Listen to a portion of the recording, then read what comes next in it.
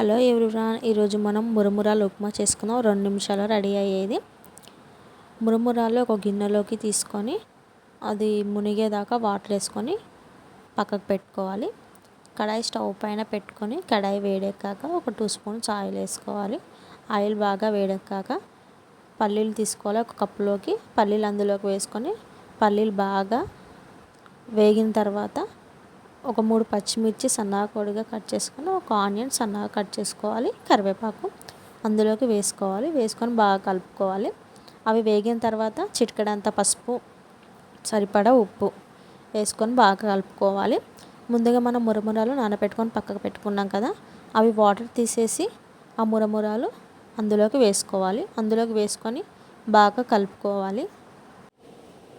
కలుపుకొని easy recipe మీరు కూడా ట్రై చేయండి. 2 నిమిషాలలో రెడీ అయ్యే టిఫిన్ అండ్ స్నాక్స్ లాగా కూడా చేసుకోవచ్చు. సాయంత్రం కొత్తిమీర సన్నగా కట్ చేసుకొని దానిపైన వేసుకోవాలి. లైక్ అండ్ సబ్స్క్రైబ్ చేసుకోవడం మర్చిపోకండి.